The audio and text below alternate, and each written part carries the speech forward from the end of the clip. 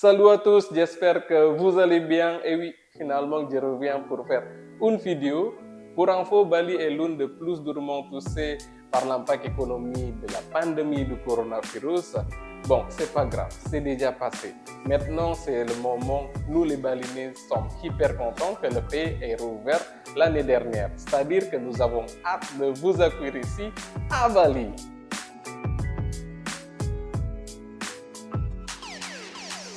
Alors maintenant, c'est le moment pour vous d'aller à Bali. Pour célébrer cette nouvelle, je vais faire une vidéo qui est méga importante, méga mise à jour, puis méga claire comme un soleil pour vous.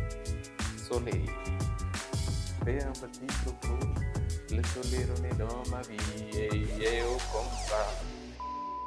Comment visiter Bali en 2023 selon l'information aujourd'hui, 26 juin 2023.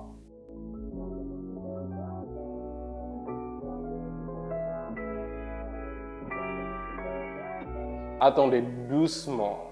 Avant d'aller plus loin, je vous remercie. Finalement, j'ai 2000 abonnés grâce à vous. Si vous voulez savoir pourquoi j'étais absent pendant longtemps, voilà, vous pouvez me voir sur mon compte Instagram. C'est Sidi Bali, exactement comme le nom de ma chaîne.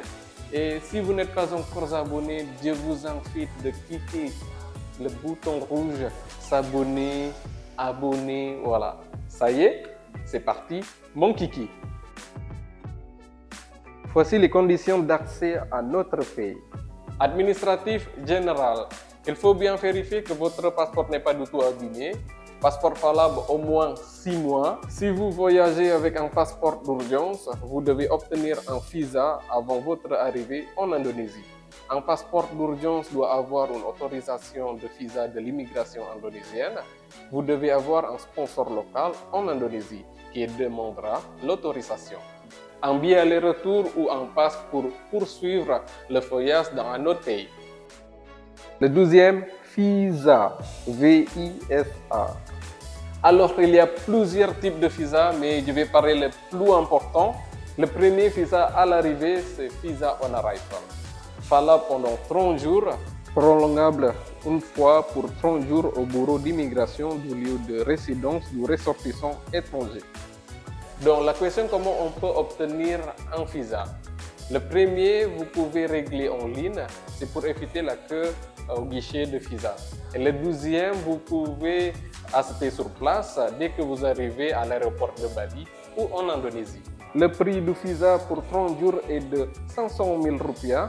Il est possible d'entendre le visa sur place une seule fois pour 30 jours supplémentaires. Wop, l'info méga important.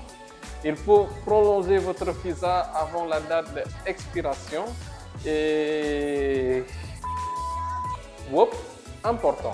Il faut prolonger le visa avant la date d'expiration pour éviter l'amende. À mon avis, c'est mieux d'aller 2 semaines avant à l'immigration, si jamais il y a des jours fériés ou peut-être le week-end. Le deuxième, il y a Single Entry Visa et c'est le B211A. Et c'est valable pendant 60 jours, prolongeable 4 fois.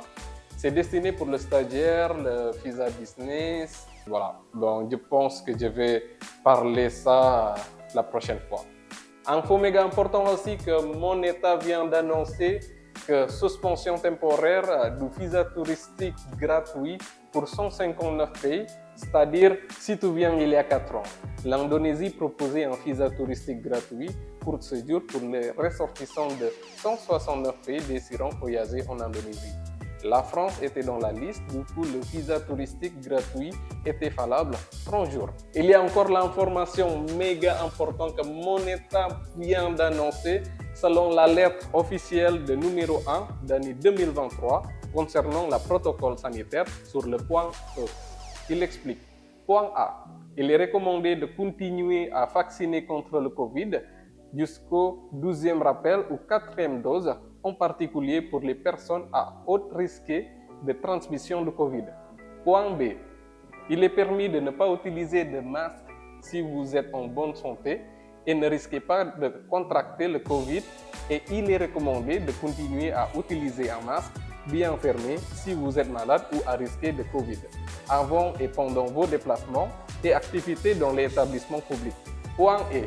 Il est recommandé de continuer à utiliser l'application Satu Sehat pour surveiller la santé personnelle.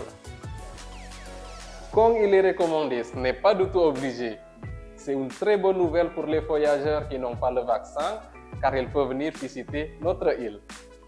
À la douane, déclaration personnalisée. C'est obligé de remplir la déclaration personnalisée. Le custom déclaration est l'un des outils douaniers permettant d'inspecter les marchandises importées de l'étranger. Vous pouvez remplir un jour avant que vous arrivez à Bali ou en Indonésie. Voici le site internet.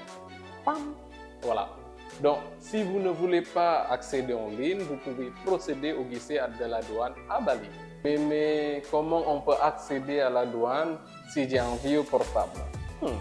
C'est une très bonne question. Attends, je vais aller à la douane et je vais vous tenir au courant. A few moments later.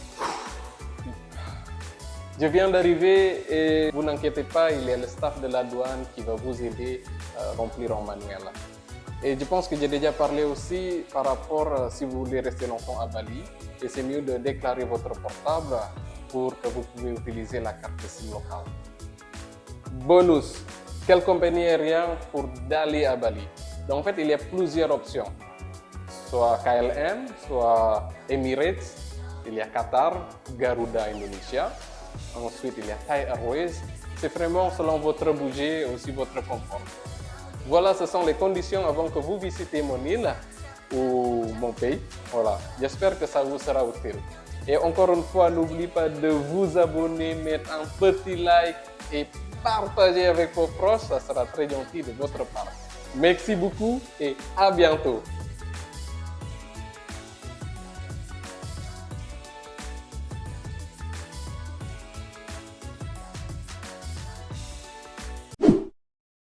Important.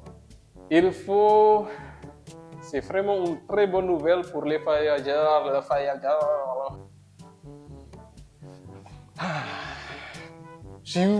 Non, c'est pas pourquoi